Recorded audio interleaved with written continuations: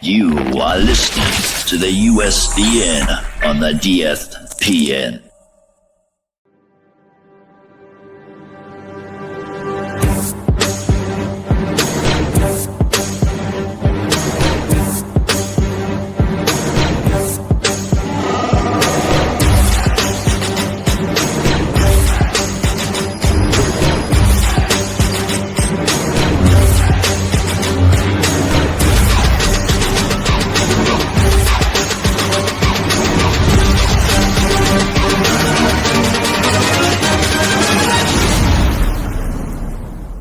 It's a trap!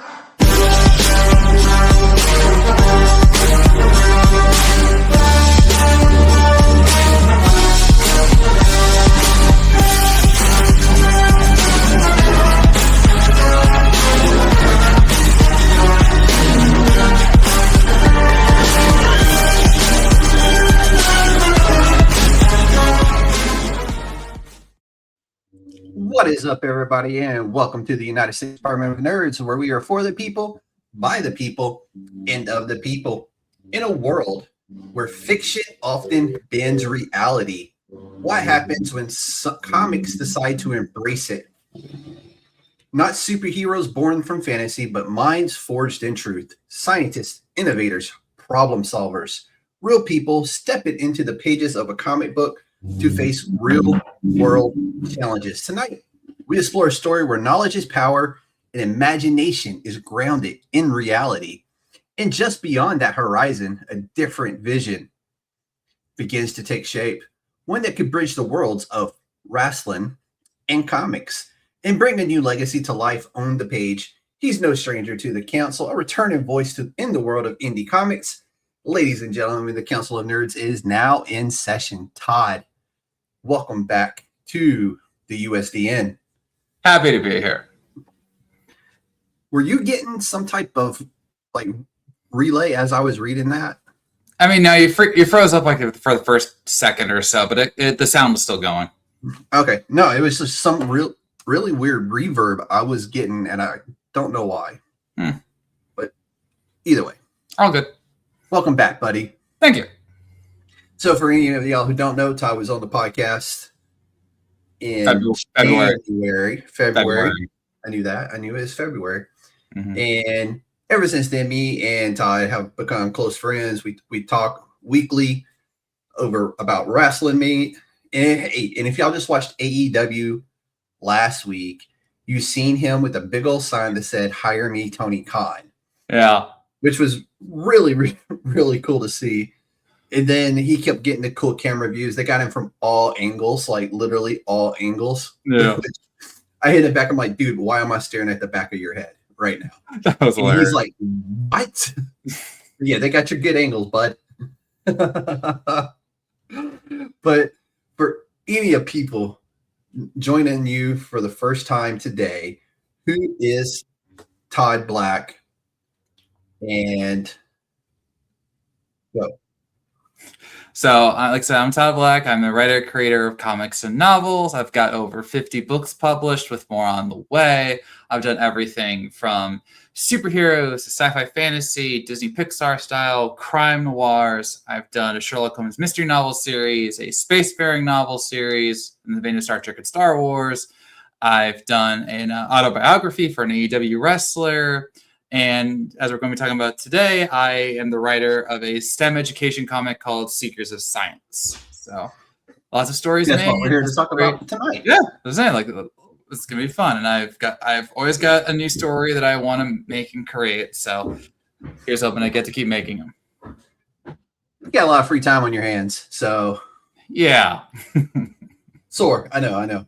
that's all right. But let's jump into Secrets of Science, man, because this isn't a typical comic book that a normal comic collector may be into, but it's something that I think is really cool because you also send this to schools. Mm-hmm.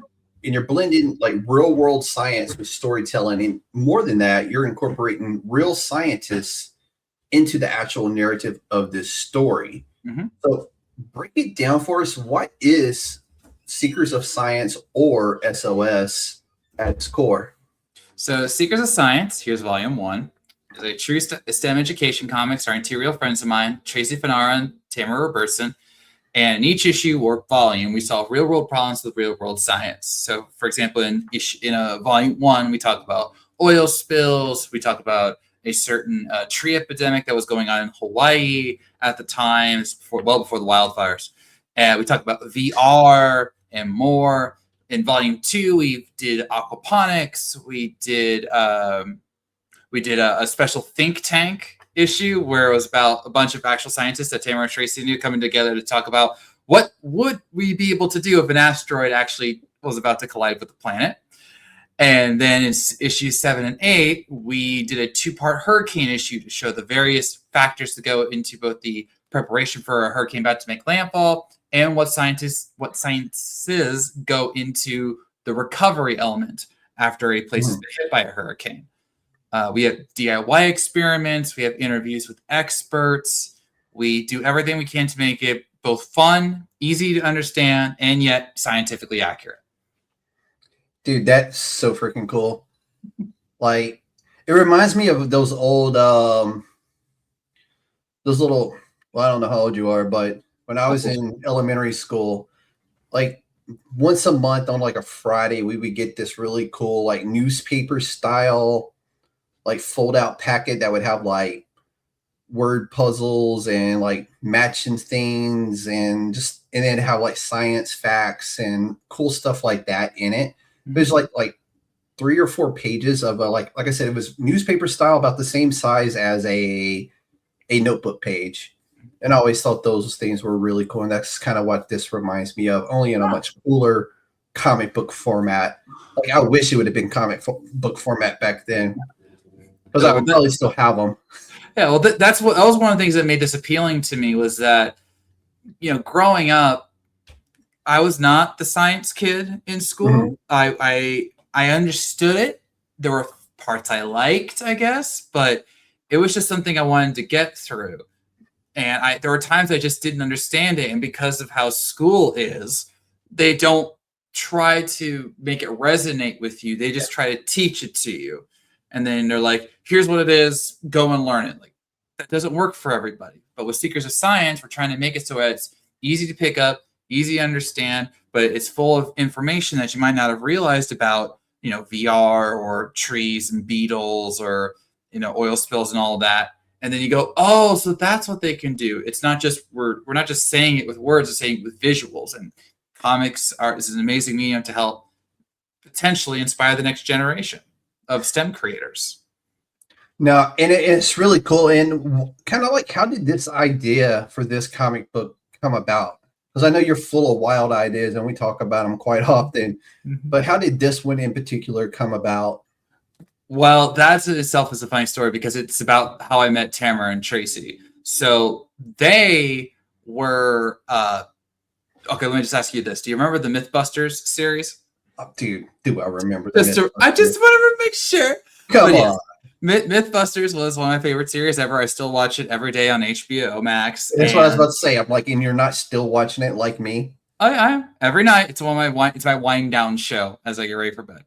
But when the series ended, they did almost right after it, they did a reality show called Mythbusters: The Search, where they're trying to find new hosts for what they were going to attempt to be a full-on reboot series. It did not last. But that was for various reasons. Like, that's another podcast episode. Though you can't replace that core team. Well, it wasn't just that, but they were doomed from the start because of politics behind the scenes. But again, that's another podcast. I'm sure. But Tamara and Tracy were on the show, and so as part of them being on it, all the hosts were on Twitter. Yes, still called Twitter. And they were, interacting about the episode. They would do like live posting during each episode and such. And I really liked Tamara and Tracy because they were just so fun and funny, and they had a clear friendship going on. And they noted after the show ended, when they did not win, they were robbed. They know that they would love to keep working together to, share the word about STEM. And at this point in time, I had started my own branching out of various comic ideas and everything. And I'm like, these two are really awesome. And I wouldn't mind helping spread the word about science, because I think comics would be cool to educate people. Mhm. So I just straight up set up a Twitter DM between the three of us. And I'm just like, hi, I'm Todd. I heard you two want to work together to do science stuff, and like I can make a comic with you guys. You up for that? And they go, yeah, that sounds cool. Mhm. Why can't it always be that easy? So from that DM, we just started working things out, like how we would afford it, what we would do. We came up with Secrets of Science as the title. I honestly don't even remember who came up with that name. Yeah. That's like, someone asked me about that recently. How did you come up with the Secrets of Science name? Like, I honestly don't remember, which is fascinating because usually that's impactful for me about how I remember the title. But we just started with the first issue, and we went from there. And now, several years later, we are finally finishing volume 2, and it's been quite a journey, and we're hoping to keep it going. No, it's really cool, and I love, like I said, I love the concept of this book because it's not a typical thing you see in a comic book. No. Now, there are some really good comic books out there that include real life science in the story that is completely plausible, but not completely dedicated to science and to STEM. No. So what was the, like, I know you work with 2 actual scientists and bringing this comic book to life. What's the challenge of kind of balancing like the science portion of it and the storytelling portion of it? It's a lot because, again, I'm not the science guy. All right, I'm the writer. I'm the creative force behind it. My job, quite literally, is to take the science that is told to me and then try and relay it in a way that is both story driven and is easy to understand. So I'll use issue 8 as a great example for this, because we did a lot of editing on this script. We wanted to show the aftermath of a hurricane and the various sciences that go into helping rebuild and revive a community that's been decimated. We can all picture it because we've all seen the news footage and such. But Tamara, who took point on this issue, because she's done hurricane relief in the past, including Puerto Rico, she said, okay, here's a tech brief. And she broke down like all the experts we would likely be talking with during the process of the comic. And it's like, okay, here's who we need to draw in. Here's the sciences they do. Here's what those sciences do. And, here's what we need to touch on. She gave me like a bullet point list. Like, here's what we need to touch on. I'm like, okay, so quite contrary to what we've done before, I decided to break the one issue into like mini stories, highlighting the different steps that lead to a revitalized community. And I screwed up a few times because I'm like, okay, we're doing this. And she goes, no, that's not what the science is. It's what this is, this, and this. And I'm like, oh, okay. And another time she's like, okay, this is good. Let's add what we call our SOS facts, which is like little tidbits of extra information. She goes, it's okay if you have this here, but we got to put an SOS fact to explain this element. And we had to redo a couple SOS facts because I had screwed up the wording or I didn't elaborate enough. And it was a back and forth process, but that's why I have Tamara and Tracy. That way I don't screw this up. You could have just drew a single page with Jim Cantori on the front for this hurricane issue. I am sorry. I do not know who that is. You've never seen, like, watch the Weather Channel or Fox News, CNN, whatever it may be.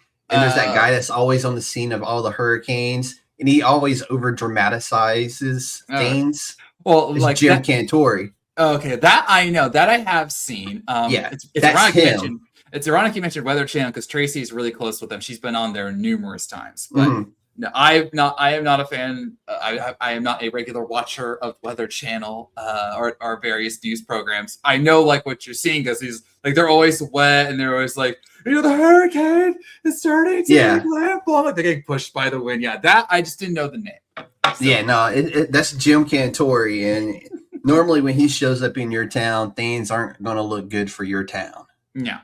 Like, now, if you said like Reed Timmer for like tornadoes, I know him because he was actually in my state the other day because we had a tornado, and a friend. Too early for tornadoes. What are y'all doing out there?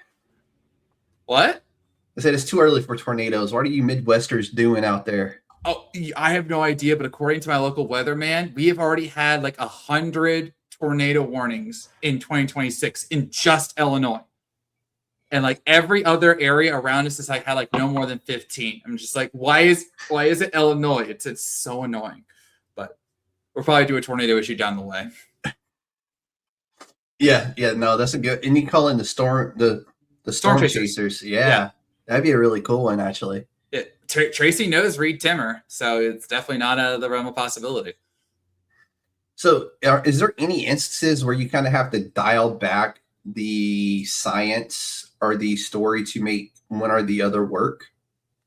Yeah, I would say yes, because I'll use issue A as an example. There's do you know what seed banks are? Like a seed bank, like where they store seeds? Correct. In certain parts of the world, there are full-on seed banks, like the size of buildings and with deep basements. And their only purpose is to store seeds from crops and plants around the world, so that should a I keep saying post-apocalyptic, though that's what we would be living in. An apocalyptic event happens, we would have the seeds to grow everything back. There are people who do this on a smaller scale for things like hurricanes, because obviously fields and crops and gardens are destroyed. So Tamara knows a person who is a seed lady, and we were going to bring her in, and I had a whole page dedicated to the survivors and the SOS team rebuilding a field so that crops could grow. And I thought it was a nice symbolism how, time would pass, but eventually we would see like the first seedlings sprout up. Tamara was like, okay, I get what you're going for, but we have a lot of stuff to talk about. So we kind of need you to condense that and then talk about this stuff too. And I'm like, yeah, okay. And then other times I've had to rework the dialogue that they have changed because they made it like way too wordy. And that's what we're trying to like. So imagine like a thought bubble, like a dialogue bubble this big. And it was just like, it's supposed to be like this big. So classic comic problem. Even I run into that issue on my other stories. But it's a balancing act for sure, because we're trying to explain the science as best we can and as accurately as we can, while not making it, the area of a circle is pi r squared times this, that, to the other thing. We're working around the theory of relativity, which is like, wait, what are all these words? Like, no, we don't want that. But we also don't want to make it like this is air and this is water. And when you combine, like, we're not trying to talk down to people. We're like, this is what science is. We're just making it in a way that's easy to digest. Yeah. So what age group do you think this is you're making this for? Is it like elementary school to like, middle school, or yeah, like it's early ages to, honestly, I still think it'd be good for high school, because I guarantee you I would learn science better through something like this than through the high school textbooks I had. If we believe what they tell us, most of the kids in high school today aren't exactly reading past the 7th grade level anyway. But yeah, we are trying to inspire the next generation, so usually you want to do that early. But I feel like elementary, middle school, high school, it's a good age range. It's basically for anyone who, and I expand that because it's really for anyone who just likes science or is curious about science or is trying to understand it in a way that they just can't right now because what they're learning in school isn't resonating with them, which again, like that was me growing up. And so, and we talk about things that arguably you won't learn about in high school. Like I learned about like formations of hurricanes, but I never learned about like what it takes to restore a community once it got hit. I definitely never learned about beetles in Hawaii that destroy trees because they make homes in them, which gives me another reason to hate bugs. And oil spills, like we've all heard about oil spills, EP and all of them, or was it LP? But all of them, but like if you ask me, like, how do they clean that? I don't know. I was never taught that, but we teach that here because it's something we feel is important that you need to know. And as we go through future issues, we're gonna show that science truly is everywhere, even in a way that you're not expecting. And that's the true wonder of our series, is that people like to think that science is something you put into the box. It's like, no, science is the box and everything outside the box, because science is everywhere. You just don't realize it. So, oh yeah. No, it's really cool that you are making a book like this that can have impacts to young kids who just need that extra spark of motivation to apply themselves in the sciences and the mathematics. But no, I appreciate y'all doing this as a father to a kid who's in college in a STEM type of program. So nice. But at the end of the day, what kind of impact are y'all looking to make with this book? Well, we're trying to take over the world. So, no, I'm just joking. Calm down, Pinky. Next time. It's like, what we do tomorrow night, right? The same thing we do every night, Pinky. Try to take over the world with STEM. I'd watch that show. But no, what we're trying to do is we're just trying to inspire the next generation, because especially right now, there's a lot of people who are trying to make science seem bad or false. And like, don't trust science. No, trust science, but also don't be afraid to do the work yourself. Yeah. All right. And there is still so much in our world, in our universe, that we're learning every single day. And I mean, just look at what happened with Artemis 2. We got new information about the dark side of the moon and how things look and how things work. How cool was that? That was so one of the cool. coolest things. And now that was something that the whole world was watching, because it was something, A, we hadn't done in a long time, and B, it was like we got that new insight because things had changed. And we had new technologies, and new cameras, and new sensors, and blah, blah, blah. And we're apparently going to go back to the moon like 27 or 28 or whatever. I think it's 2028. I think is the next landing on the moon. But I think that was like 862,000 miles traveled. Yeah. So, but like we did a faux space issue with the whole asteroid thing I was talking about, but we want to do something where we send Tamara and Tracy into space and talk about, what the construction of space shuttles and what How it's cool actually would that like. new one be? Like that should be the next episode. You got to ride that steam. If we had known, we might have done that, but it was a little too late. But like it's on the docket. Heck, we might just do it when the next time we go to the moon. We'll just say, like, instead of whoever they're sending up there, we send Tamara and Tracy instead. There's time. Hey, there you go. So, but like the big one for Tamara, and that's something we were doing in the Kickstarter, is we were trying to raise enough money to where we wouldn't just be giving out the book, we'd be giving out a curriculum, because that way the teachers could give them the book and then say, okay, read this issue about, oil spills. And then they would go right from that to curriculum and say, okay, now what did we learn? Here's what else we need to learn that we couldn't put into the book, and so on. And that's something that we're definitely looking into for future issues and future volumes.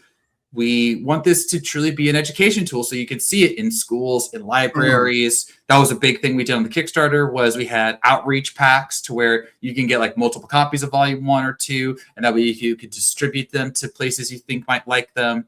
Yeah.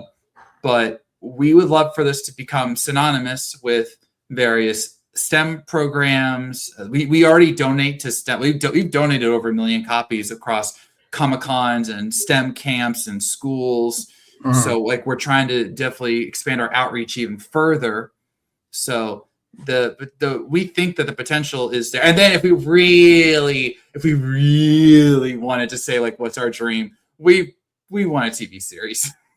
Yeah, no, that would be kind of cool. Yeah. Ben 10-esque, comic book like TV series about seekers of science. I would do my vision would be like more of a mix between, say, Mythbusters, Dirty Jobs, and Reading Rainbow.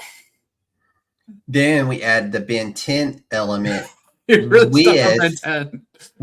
That's because Ben 10 came out today for New Comic Book Day. That's true. I saw that. And then you mix in just a little bit of Captain Planet. The power is yours. Yeah. The sky's the limit. Like we could take this in many different directions. It's just we just had to start somewhere, and so that's why we did the Kickstarter for number 8, because the first 7 issues we funded everything ourselves. We were just trying to get it made, and then for number 8, we're just like we need to change directions, and so I'm like, let's just do a Kickstarter. And We finished it up last Thursday. We did really, we did so well. I was blown away. Late pledges are still available, though, if anyone is interested. This is like the perfect segue because that's literally the next topic of conversation is the Kickstarter. Is the Kickstarter? Yeah. What you're talking about right now. That was the next topic of conversation. Okay. It's like, that's just a oddly framed question. Is the Kickstarter? But yes, no, the Kickstarter is, we wrapped up officially last Thursday. A very stressful day, let me tell you. But we still have late pledges going, so you can still like say, get the first volume, get the first 2 volumes physically or digitally. You can get certain outreach packs. You can still get certain merch, I believe. I have to check over all the rewards, but for those who are interested, there are still things available. And then we will be coming back to Kickstarter for number 9. But the good news is that for this one, we had to fund the whole issue and all the merch and such. So that it was the highest goal I had ever tried to get on a Kickstarter. And then we got it. And then the few days later, after we made sure we didn't lose a backer or 2, we unlocked our secret tier, which was a backer could fund the entire issue 9. And someone did it in 6 hours. Oh, that's really cool, man. Again, why can't everything be this easy? Yeah. So, and he's a very passionate STEM person. Tamara knows him, and he's like, we're going to do something in the maker space, which is a very popular part of the STEM community. Mm-hmm. And then we had someone else go like, oh, if I had known about this, I would have tried to pledge to it myself. So we might already have someone for issue 10. So for issue number 9, when we put that on Kickstarter, that'll be for the print run, and then raising money for issue 10 and everything else that comes after that. So if you missed out on this one, we had some really cool rewards, but if you missed out on them, we'll be offering a majority of them for number 9, which will probably happen later this year. So there's still a chance to pledge now if you're interested, and if not, or you missed a cool reward, we'll be back on Kickstarter eventually. No, that's actually really cool that if somebody was just like, oh, cool, here's the check, you're good to go. Yeah. For the next issue. That's really cool. And I love to see that kind of passion for not necessarily comic books, but for what that comic book stands for and what that comic book represents. Yeah. And that is hopefully, bring in some kid who may not have any interest in this and showing them something really cool in a comic book format that sparks that interest for them.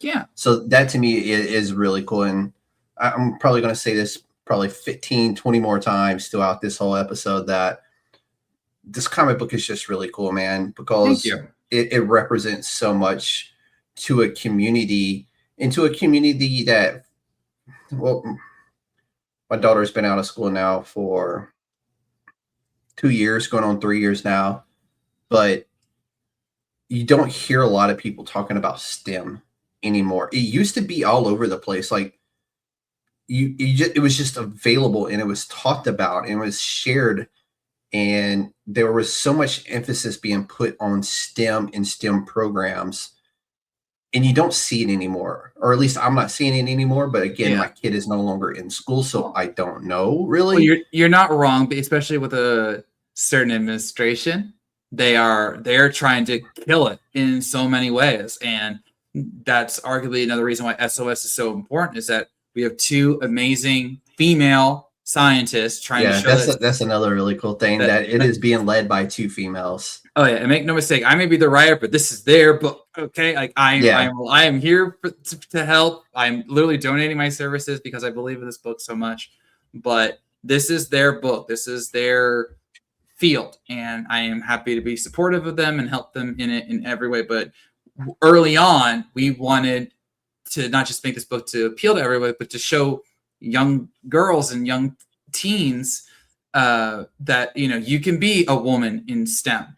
That it's not, because there was that stigma for so long that women weren't smart enough to be in these fields, which is a total lie. And you know what? And I'm glad you brought that up, because if you look at like some of the bigger names in the STEM fields right now who are on the news constantly, or who are making new discoveries on a consistent basis, they're all females. Yeah. And I think that's the coolest thing ever. Well, even if you look back at history, some of the most brilliant people were women, and the easiest one to name is Florence Nightingale, because she brought so many medical practices that we still use today, and she was a she. But like, oh no, this male doctor, like, screw that, Florence Nightingale, like, and that's old school science, like well before we had certain technologies. But she saved so many lives that she had a little condition named after her because guys kept falling in love with her because she saved their lives. So but this is what? How many Kickstarters have you done up to this point? Oh God, let's see.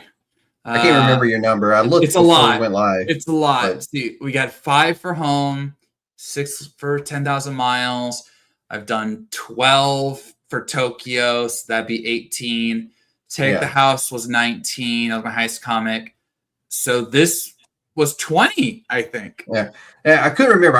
I knew it was like either in the high teens or like early 20s. Yeah, I just couldn't remember. I think it's 20 exactly. Yeah, that's a milestone. I didn't realize it. That's a lot of lessons learned in that time frame. What have been the biggest lessons though that you have learned with 20 campaigns underneath your belt? The biggest one that I will say I have learned of the most recent too. So Secrets of Science in Tokyo, number 12, is that every Kickstarter has its stresses, and it's going to wear on you. Like with 12, I had the biggest launch day in my Kickstarter career. I had almost 50 people pledge on day 1. And I was just like, that's amazing. I had never done that. But then of course we hit the cliff, and then it was just like, a trickle to whatever. Yeah. And even though I said, I'm not going to stress about this, I'm not going to do this, that, or the other thing, I was stressed because of No, you were stressed, bro. I was totally stressed because I'm like, can I get this a little more consistently? Like, how is it I'm still not? You were on my show stressed. Yeah, I was so stressed. Like I got to a point where I'm like, okay, because usually with podcasts, whether it's yours or others, it's always a crapshoot if someone watching will pledge. But you take the risk because if you don't do it, then you're not going to get anybody from that. Yeah. And so I did a whole bunch of shows just to try to get the word out even further. And the same thing happened with SOS. SOS, by and large, was the most stressful Kickstarter I had done in a long time, which is saying something because a year ago I had easily my most stressful Kickstarter, even though it was a huge success, just because like things didn't go the way I thought they would. With Secrets of Science. But that's the Kickstarter, right? Because they do this, then you fall off the cliff, and then you plateau, and then you hit that cliff again, and then you may have a couple drop off, and then you're at the finish line at that point. Yeah. It's just kind of wild how it happens. But it's really on the creator to keep that momentum going, whether it's a podcast, being really active on social media, and not falling off on that. And honestly, that's sometimes even that's not enough. Like you could do everything right and you still won't get it. Some of it is just dumb luck. Like with Kickstarter algorithms or Facebook hates me anytime I post anything even relatively close to a Kickstarter.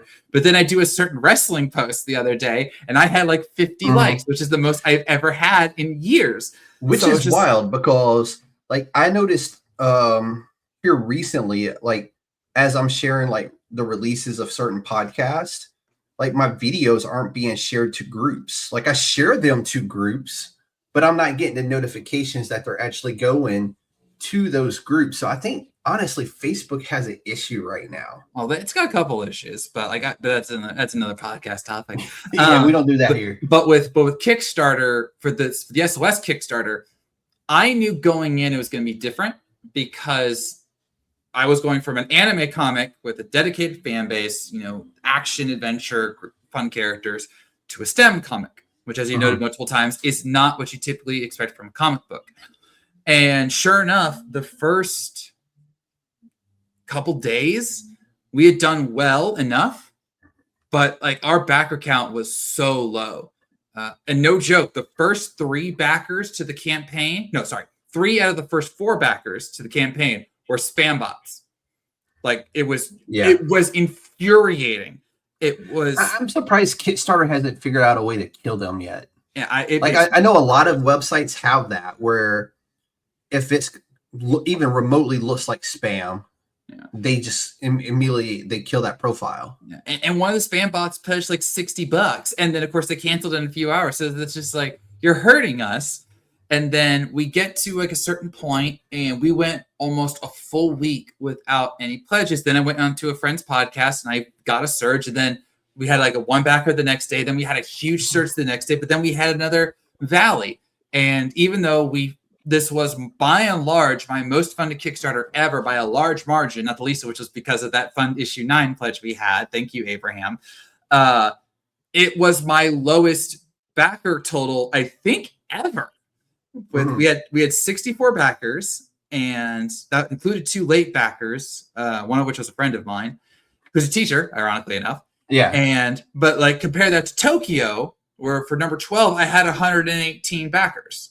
Mm-hmm. So, but I also got a third of the money because our rewards were much different. So it's that balancing act. But both Tamara and I went into this campaign thinking that between her fan base, Tracy's fan base, and anyone who just wanted to support me, plus any random person who just wanted to support science and STEM, we would get well over 100 backers. And we didn't come close. We didn't even get 2/3 of the way there. Yeah. And so that's a lesson that was hard because in my mind, and I hate this about me, I absolutely do, I sometimes can't take the good news without looking at the bad.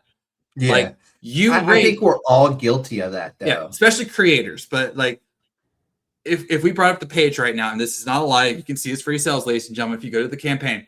If you go to the campaign, you'll see we had $8,200 raised, which is leagues above where I thought. I really thought we would get funded like the last day, if we got funded at all. I was that scared at multiple points in the campaign.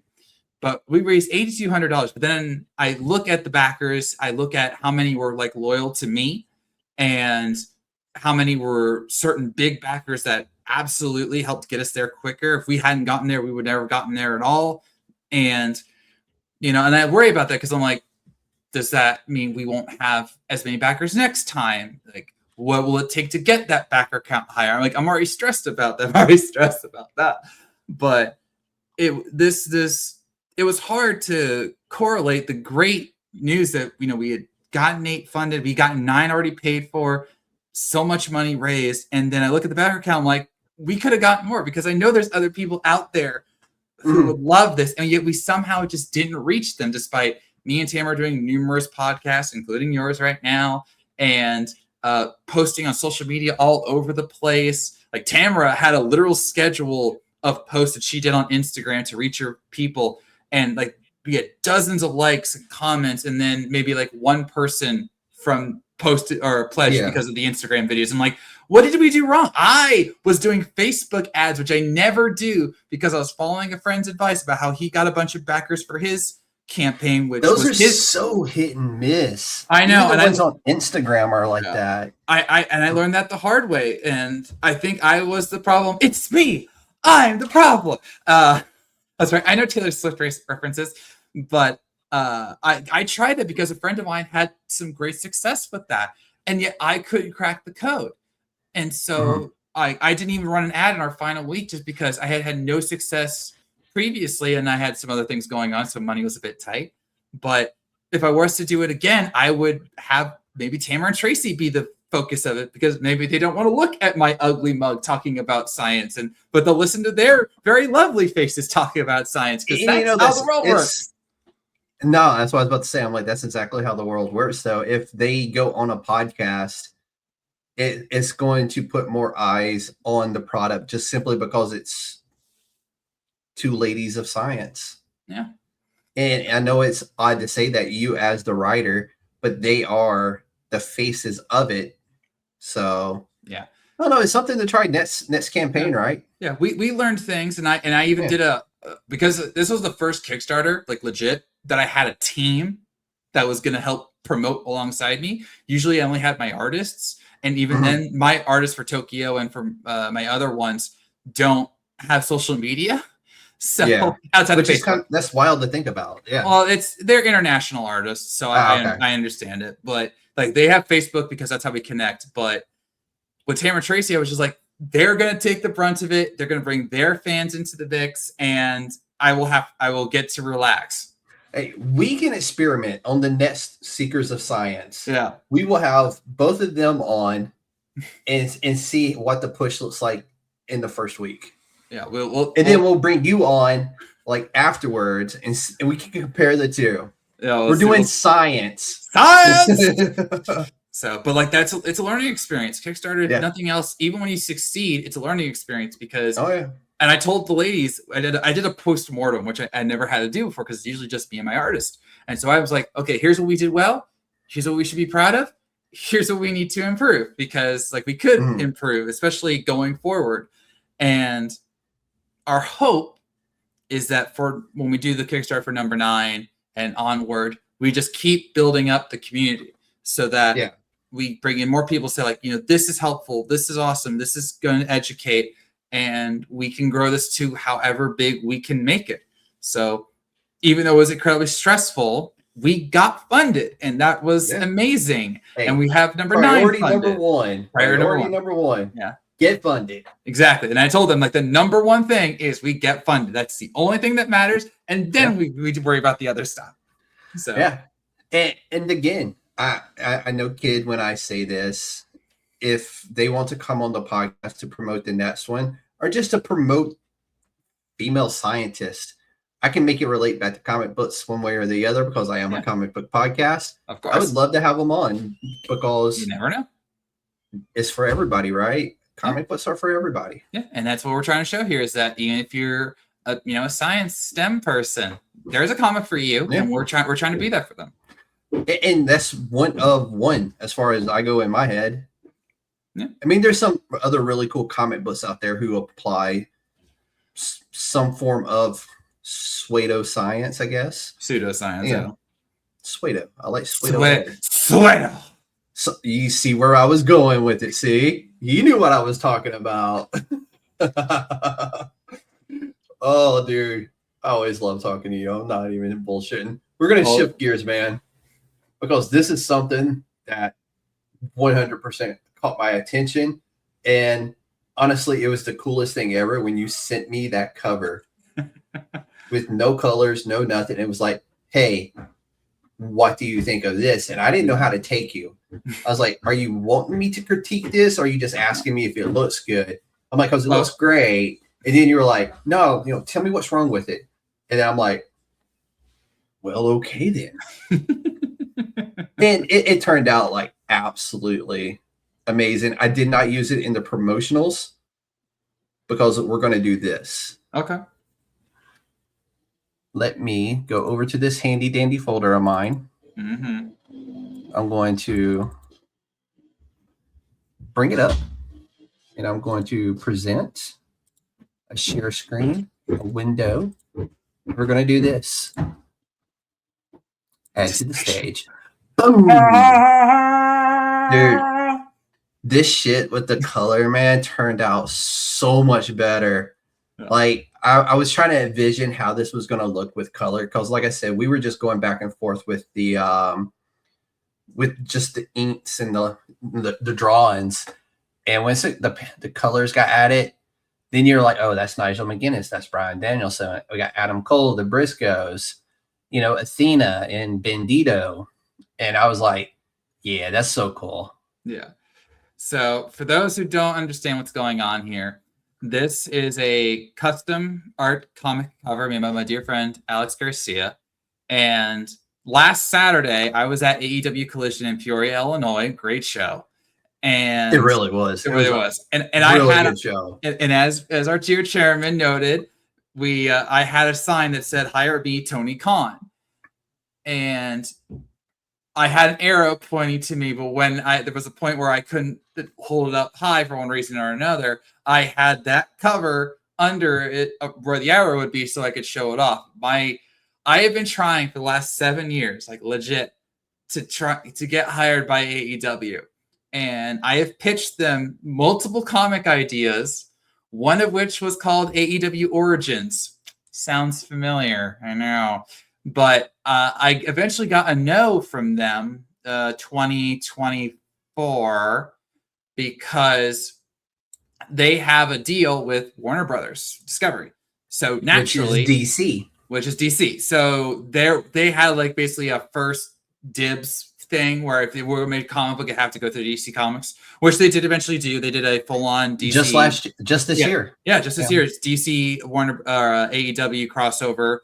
And so I can't, unless they bring me on to specifically do it, I can't just pitch anything to them. So I'm like, I still want to work for the company on multiple levels beyond just comics, but I need another way in. And so I was like, well, Ring of Honor isn't under Warner Brothers right now. They don't have a TV deal. They're exclusively on Honor Club or My AEW for international people. And so I'm like, that's fair game. So I made AEW Legends, the image that the chairman just showed. Ring of Honor Legends. Let's not get us copyrighted. Huh? It was Ring of Honor Legends. Yeah, Ring of Honor Legends. AEW. You said AEW. Oh, I apologize. I was still thinking of AEW. I'm a small creator. Let's not get me copywritten. Yeah, it was Ring of Honor Legends. And my vision for this is that in AEW right now, in the overall banner, they have primarily many of the legends that helped make that brand special in the 2000s and beyond, and including in the modern era, which is why I have Athena and Bandito in there. So they have Adam Cole, Kyle O'Reilly, Roderick Strong, Bryan Danielson, Nigel McGuinness, Samoa Joe, Mark Briscoe, rest in peace, Jay Lethal, and others who, again, made ROH what it was. And so what I would do with this series is I would have those legends narrate their own stories, their rivalries, their special moments to showcase to both, wrestling fans like us, but also newcomers who might not understand the importance of ROH in the world today, so that they go like, oh, this is why it's special. Like I would totally have an issue dedicated solely to the rivalry between Bryan Danielson and Nigel McGuinness. Because you could probably do a volume of that. Probably. And then I would have an issue or two dedicated to the legacy of the Briscoes and how they were the tag team in ROH.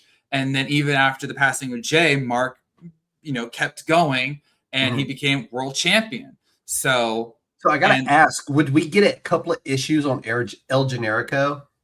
I think that's very important that we get El Generico. I would, this would have to be their call because obviously there are people who aren't in AEW ROH right now that have a he's retired. He's running an orphanage in Mexico. I thought. Yeah, that's true. With his buddy Steen.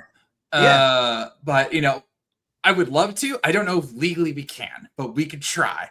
But I would focus at first on all the people that are under contract at AEW ROH and then tell their stories. And then if we could, color outside the lines to get a Generico issue, we could do it. But there's so many stories to tell from these ROH legends that I see the appeal, and it'd be totally different for my AEW Origins project, which mine was better than a DC Comics version, as stated by fans. And hey, I'm not gonna lie, I picked it up. I'm not a big DC guy, but that one, I had to. Okay, I picked up the DC AEW crossover. Was it great? No, but it has some really dope covers. The covers are the best part, and that says a lot right there. Yeah, that's what I cared about. I was like, God, I want that cover, like that Omega and Monet cover, and I was like, yeah. I got the Monet Harley Quinn cover, that for sure. I know some people who got the Kenny cover. So if for people wondering, it may be a certain Tony Khan who might be watching this, because I'm sure our dear chairman is going to do a clip of just this so we could send it to Tony and others. The reason I'm so passionate about this is that AEW, and by extension Ring of Honor, is very much one that is built upon passion. It is passion for the brand, it's passion for the wrestling, passion for the wrestlers. And now more than ever, we need to see that in all aspects of these projects. And for whatever reason, we're not getting that in the comics. And I'm not trying to be that guy because I'm trying to get hired. I'm being honest here. We don't see it. And others have called it out. That's why others are doing their own things. Shout out to my buddy Michael Kingston, who did the Brody King Abolish ICE cover, who raised money for charity. That was legit awesome. That cover was fire. I missed it, but that cover was fire. Yeah, just be on the lookout. They might bring it back again. But the people who have worked on these comics, I can tell they either don't watch AEW or they aren't a true fan of AEW, because they do things that are either misrepresentations of the characters, they don't look like the characters, or you picked up the AEW Origins comic. I want you to remember the Swerve Strickland story. Mm-hmm. Do you remember the title that Prince Nana had on his shoulder? I don't off the top of my head, no. If you look back at it, if you go and find it and you look back at it, your instinct will be to tell you that that's an AEW belt because it's black and gold. That was actually the NXT North American title. Oh, was it? Yeah, because he never held the nope. That's the only title he held in WWE. Yep. And so somebody, the artist presumably, was given a picture of Swerve Strickland with the that NXT belt and put that into comic, and no one caught it. Fans took one look at it and were like, that's the NXT belt. That's not an AEW belt. You know what, though? That's just wrong. You just summed up the last 10 years of DC Comics anyway. With that one statement. So, but like, I'm not tooting my own horn here. This is just how my mind works. When it comes to comics where I am trying to recreate something, like I did with the Thunder Rosa comic that you will be getting in your Tokyo Blade Detective. Yeah. I worked hard. Yeah, I'm excited for Tokyo Blade. Don't get me wrong. I know. That Thunder Rosa comic. Yeah. Yeah, but I worked hard with Thunder Rosa and with my artist Alex Garcia to make sure that the story and the art was as good as it could be, to make sure there was her words put onto the page and it looked like her throughout the comic. And just as you were noting, when we were doing the ROH cover, we kept having issues with Athena's face. We just kept like the perspective, the look just came wrong. And then I kept going back and forth with the chairman. I'm like, what are we missing? And he goes, it's the eyes and the nose. I'm like, that's it. And so we did like multiple tests. And then right at the end, we're like, what if it's the size of the eyes? And he goes, yeah, that's probably it. And then that last version was what we did with the color, and it looks amazing. That's our fallen goddess. Once the color went on it, I was like, I think that's the one. It looks good. And it's just a really cool concept that I really, really want to see come to life, because Ring of Honor, I know it was for the time, and it wasn't during the time where it wasn't on TV. It wasn't. No, it wasn't. It was just this underground, it's like Lucha Underground, where so all these great, phenomenal stories take place in Ring of Honor that nobody knows about. Well, we do today because AEW is really good about tapping into that history for multitude of reasons, not just because Tony Khan owns it, but those guys are still around and they constantly tap into that. And even, this is going to leave my mouth, but WWE will play into that Ring of Honor history as well with some of the feuds they do with people that are in the Fed right now. So they do a really good job at that, but AEW takes that and takes it to another level. And like the Nigel McGuinness and Bryan Danielson story, man, that alone could just be volumes of and I would work with them, and Nigel, I got to show Nigel the cover and he thought it was really cool. I gave him my card. He hasn't gotten back to me. Get back to me, Nigel. Come on, Nigel, let's make it happen, man. Remember Brian is the clam digger, not you, so don't stoop to Brian's. Don't make yourself a clam digger, man. Yeah, it's like don't I love seeing those two together on TV too, just the barbs, and they get backstage and they start laughing about all of it, but it's like don't go to the level of crying Bryan Danielson. But like I would work with these ROH legends, and then I would show them the pages, and if they said like this doesn't look right, then we would work to fix it. Like we would try and replicate key moments of ROH history that was on the various VHS tapes that everyone got to watch it in the period. Like I would make it my mission to make it look as amazing as possible. And the reason I know I can do that is because of Thunder Rosa. When we got done with issue 3, which is the final issue of her book, she texted me and she goes, "I'm crying right now." I'm like, what's wrong? What did I do? And she goes, no. You rendered this so beautifully. It touched me. And I was just like, well, there you go. That shows I did something right. That the woman who lived the story is crying as she's reading it. And so like that's the passion and level of detail. And like even in the ROH cover, I went to you and I'm like, Athena's hair, is it brown or is it black? It's hard to tell with sometimes. She goes, we did fix it at the last minute. It's black. It's black. And so we changed it. That was like the last change we did. And I was like, and because that's the level of detail I wanted to have. The lady from the graveyards of Tijuana put a tear in her eye. Yeah. You know you did something right. Yeah.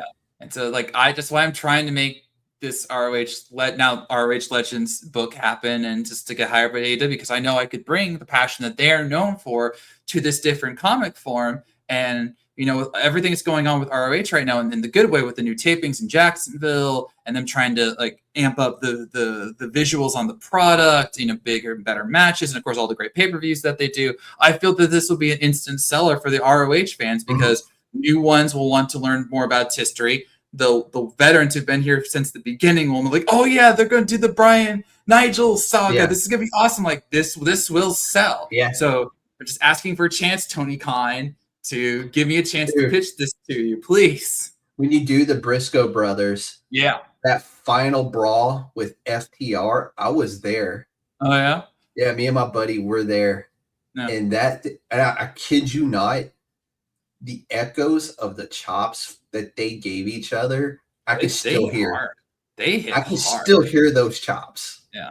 So and Swerve made his ROH debut that night as well. That's right, because like I remember that one because that was Dallas. Yeah, that was the one where like they had already there had been matches already made, and then all of a sudden Tony Khan goes, "I never Ring of Honor," and it was like, wait, what? And like even the wrestlers were taking it back because they didn't know, and there's like, oh, okay, let's roll with this. And I would love to do an issue with Ian Riccaboni and Caprice Coleman because I don't know if you could do that with Ian though, because Ian's no longer there, is he? Yeah, he is. Which one left to go that started MLW? No, that was someone. Oh else. I'm thinking of the dude from NWA or TNA, whichever one that it was. Whichever one that. No, Ian's still Ring of Honor. He's proud of Ring of Honor. Right. Him and Caprice are some of the best announcers in the game right now. They really are. They really are. But like, I would love to work with them so we can get like the announcer's viewpoint on things, because they are very much the voices of modern Ring of Honor, and like there's so many stories we could tell that'll help elevate the brand in a special way. So like this is why I made this cover. I had to hire me Tony Khan sign, and I've told people I wouldn't just want to be a comic writer for AEW. There's other places I would want to help out, including being their Comic-Con guy. I'd love to be the guy that travels around the US on their dime and has an AEW or Ring of Honor table so I can reach out to the fans and talk with them more and get their feedback and sell lots of merch and comics. So I would totally love to be their liaison for that, because I think that'd be something that they could have a lot of fun with. You know what's wild is before the WB deal, which included DC Comics, Nyla Rose wrote an issue for Marvel's X-Men with I can't think of which X-Men it was, but she helped co-write a story for him. Yeah, I remember that. American. Yeah. Oh, it was dang it. Yeah, hang on, let me Google this. It wasn't Grey Crow. That's Quanon's lover. But yeah, like I remember that. No, Thunderbird. I think it was Thunderbird. Thunderbird, yeah. That was it. So yeah, Mitch, I own that cover in that story, and I've not really read X-Men in a long time. I just simply wanted it because Nyla Rose co-wrote the story, and I thought that was the coolest thing ever. Yeah. So it's like there's so many stories between the past and the present, and that's why I had Athena on the cover, because she's the forever champion, the embodiment of what Ring of Honor is right now in the best of ways. She just tied Bruno Sammartino's record for longest world championship reign, I believe. But she may have surpassed it. This second reign, yeah. Well, the first reign's still untouchable, but nobody's touching that. But yeah, again, she's our fallen goddess, meaning overlord. The the American Joshi, the hussy killer, It just goes on and on and on. forever. I would love to work with her on an RNOH Comics, talk about her reign and what it means to her and everything. So, like, there's so much potential here. And I posted the cover on both Twitter and Bluesky, and both times it blew up. On Twitter, Athena, Bandito, and Carly Bravo from the Infantry both all shared it on Twitter, and that was amazing. And dude, how good is the Infantry, man? They're so good, severely they're the underutilized. Yeah, they really are. That's why I want ROH to get a TV show, because they have so much talent. I want it to get showcased more. But dude, yeah, one day, and maybe the comic can help with that. I don't know, but yeah, I mean, I'm all for this type of stuff. This is one of those where in the 80s, you used to see this kind of stuff all the time. All these WWF crossovers happening within Marvel and DC, and Hulk Hogan was on comic book covers, and this would just be so cool to see happen, because I'm such a big fan of both comic books and professional wrestling. And again, you could be bringing stories to people that have never seen them, because they don't exist outside of VHS tapes and being burned on DVDs. Yeah. At least I used to get them that way, on VHS tapes and then later DVDs, from like the most random people. Yeah. So, like, all I'm asking, Tony Khan, if you're watching, all I'm asking for is a chance. Let me pitch it to you, see what you think, and we'll go from there. I already have the artist. That's Alex Garcia, who did the cover. So, and if you wanted to bring more people on, I've got a comic crew. I do, that would love to do this, including diehard ROH fans. So, like, there you go. Like, I've got this ready. Just give me a chance, Tony Khan, please. Yeah, and I'm going to ask you this: what do you think wrestling brings to comics that maybe isn't being fully tapped yet? Well, wrestling, despite what people think, wrestling has a lot of great stories, and these characters are larger than life in the best of ways. And they're our own versions of modern day superheroes, because, like, look at Will Ospreay, who has his own very inspirational story. Now, the least of which is just coming back from neck fusion surgery. And he just did an interview where Tony Khan paid his entire medical bill. I was going to say, shout out TK for actually taking care of the wrestlers. Thank you, TK. Hey, they don't have to cover transportation. They don't cover their hotel rooms. And he takes care of their medical. And I'm like, dude, I love a boss like that. I'm just to have TK for a boss. Yeah. But with all these wrestlers, they have I'll go back to Thunder Rosa. She has a very inspirational story about going from Tijuana, Mexico, to coming to the U.S., to not starting out in wrestling. That was by accident that she got into the wrestling game at all. And then she went back to school and finished her degree too. There you go. And she's done so much, and she's still doing things. And then, of course, she had that huge surgery. The book got done right when she got the world title in AEW. And then, of course, she had the huge back issue, which sidelined her for over a year. But, like, that's another part of her story. And so every wrestler has a story to tell. And if we were to make the comic like how I would want to, we would be able to tell these stories, and they'll seem larger than life because of, like, the great visuals that Alex and others would do. But then you'd have to pause and go, wait a minute, this actually happened.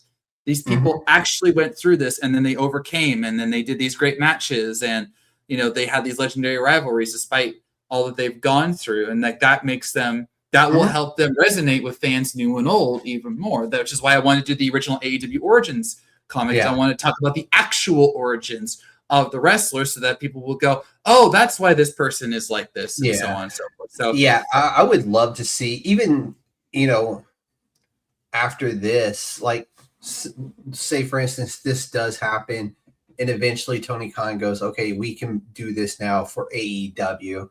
Because there's so many wrestlers there that I would love to see their story come to life. Especially Will Ospreay, because that dude has lived a life, man. Like, from New Japan to, he's got his own, what's his promotion called? Eve. What is it? Eve. Yes, in the UK. Yeah, and then him getting the partnership with Assassin's Creed, and then getting the voice of Assassin's Creed to do his entrance at Richard Craig Smith at Wembley. Yeah, at Wembley, yeah, which was the coolest thing. I was like, yeah.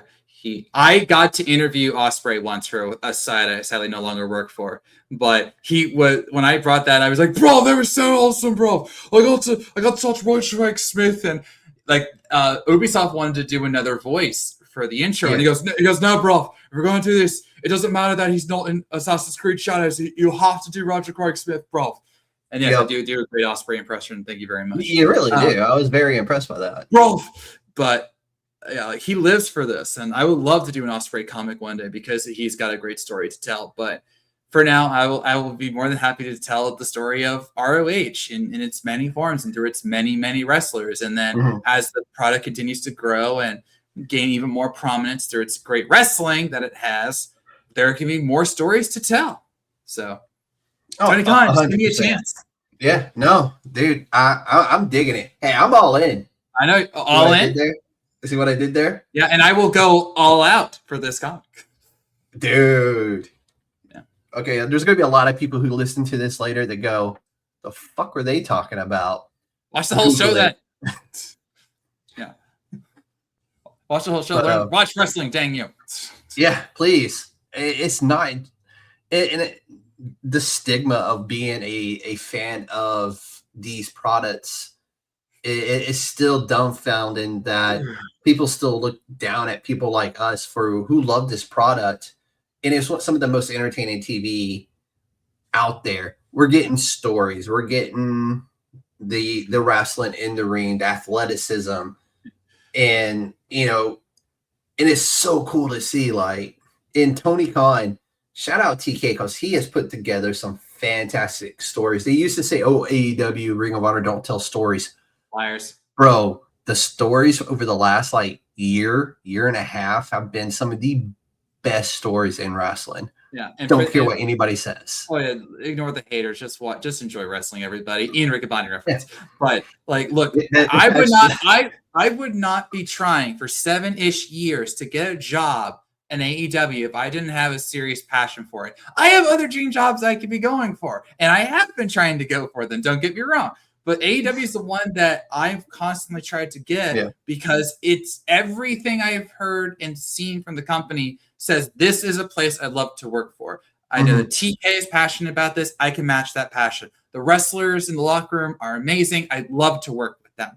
I think I can bring something to them, and I would do my best, my absolute best to deliver a great comic product so that when it gets to the fans' hands, they'll go, this is amazing. When's the next one coming out? Hey, how cool would it be to show up at a Ring of Honor show and a merch vendor is selling Ring of Honor Legends, the comic book by Todd Black? I would cry. I guarantee you, the moment I see it, I will cry. And then I will literally be hovering by the merch booth and I will wait for someone to buy it. And then the moment one person buys it, I will leave because I'm like, someone bought the comic. Oh my God. So I'll be honest with you, dude. I would probably cry with you on that one. I 100%. As I proceeded to buy 4 or 5 copies myself. Yeah. I know these would sell because I believe in what my writing ability is. I believe in what Alex's artistic ability is, as the comic cover showed. I know that they're just from the Twitter and Bluesky reactions. I literally the audience is there. I get sometimes no traction on my posts on Twitter and Bluesky, just how the algorithm is. And then I posted about both these things, and on Bluesky, it was literally 30 seconds, and it had 3 likes. I was just like, okay, and then that blew up. And then on Bluesky, on Twitter, it took a while, but then everyone started RTing it. I started getting comments like, "Dude, you totally make this. This looks amazing." The wrestlers, Athena, Bandito, and Carly Bravo, they all retweeted. They didn't have to do that. Cool if you could just make it, but you can't just make these things. Yeah, I would love to. I got lucky with the Thunder Rosa thing because we walked the gray line of right when she was getting signed. If I had asked her after she got signed, we could not have done it. But we were already making it well into when she got fully signed by AEW. So that was a gray area. But with this, I would need their permission, and I would love to do it. That's why I'm like, Just give me a chance, Tony Khan. That's all I'm asking. Come on, TK. Let's make it happen, buddy. Let's make it Please. happen.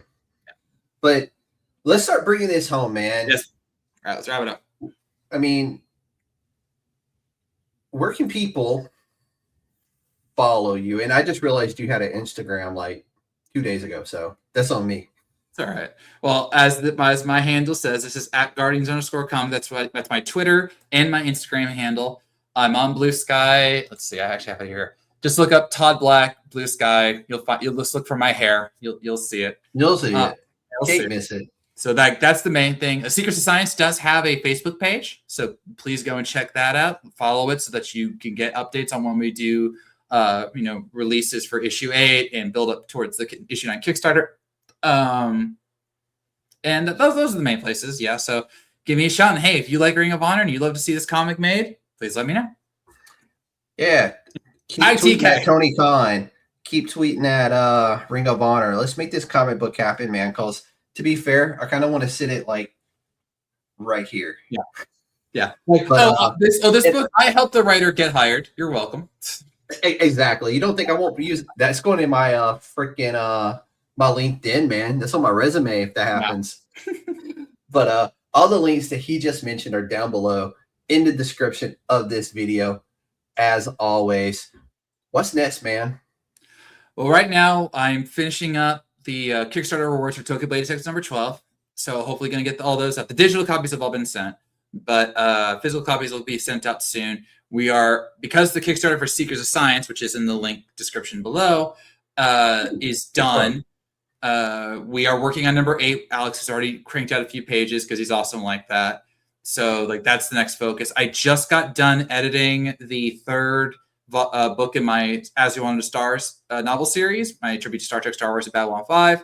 Then after that, I'm going to be working on a brand new novel series, like Witcher, Game of Thrones style medieval fantasy. So that'll be fun.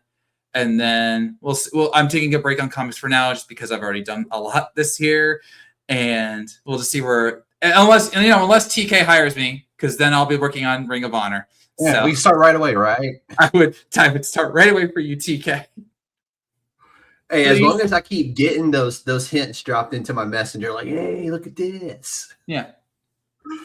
But as he said, though, all those links are down in the description below.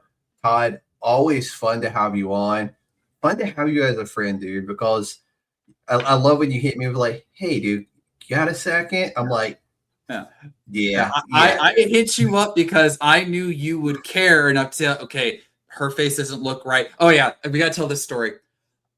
I showed him the inked cover, and I go, hey, what do you think? Oh, it looks good. I'm like, do you think anything is off? Because, as the creator, I'm looking at for like the biggest wrong things. This doesn't look like that, doesn't look right, et cetera, et cetera. I miss the smaller things. And so he looks at this, he looks at the cover, and he goes, okay, I noticed one thing. I'm like, what's that? And he goes, Adam Cole and Bandito have some serious abs. And I'm like, I had not noticed. They were so ripped. They were so ripped. Like 3% body guys, but they're not like 8-pack ripped. All right. Yeah. And I even looked at the reference images I sent to Alex, and I go, oh God, they don't have the 8-pack. I mean, they probably want them, I'm sure. I'm sure they could have them. I mean, Bandito is probably one of the strongest guys, period, in wrestling. Full tilt. But I was like, dude, I don't think I've ever seen them like ripped like that. I've seen Adam Cole ripped. Yeah, when he was in NXT, but in Ring of Honor, I'm like, I don't remember him being like, or even in AEW like that. Yeah. So he mentioned that. I'm like, how did I miss that so naturally? We erased the abs, but like that's why I went to you, because I'm like, you would know, you would care enough to mention the critiques. And it's like, now Athena, on the other hand, she's strong. She's so good. So. But no, I trust you, and I'm glad we've been able to cultivate. Dude, I was like, I didn't know how serious you were on that, because I was just like, you're not really serious on this, right? No. And you're like, no. Tell me what's wrong with it. I was like, I need these. I've been waiting for this day. I was like, I've been waiting for thousands of years for someone to ask me. Because I don't get that often. I mean, I get like, hey, what do you think about this? There's only a few wrestling friends that I would have shared this with. Yeah. And I'm honored. It was awesome. Honored. See what I did there? Has a nice ring to it. All right, before we start dropping any more puns and dad jokes, we're going to roll this out, man.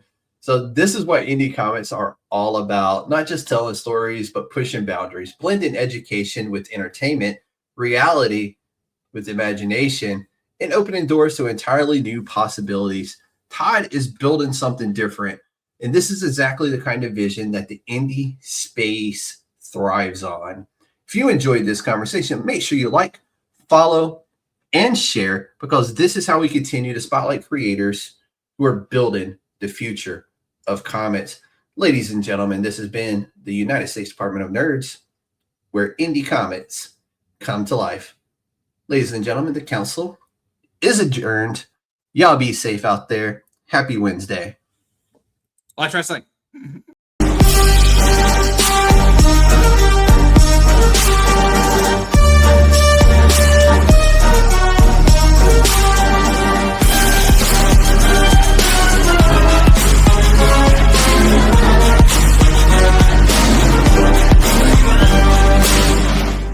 It's a trap!